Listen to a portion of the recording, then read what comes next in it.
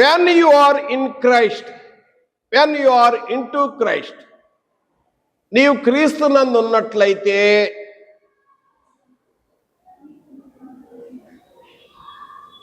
క్రీస్తునందు పరలోక విషయములో ఆత్మ సంబంధమైన ప్రతి ఆశీర్వాదము మనకు అనుగ్రహించను అని పౌలు గారు పరిశుద్ధాత్మ చేత ప్రేరింపబడి తెలియజేయుచున్న మాట.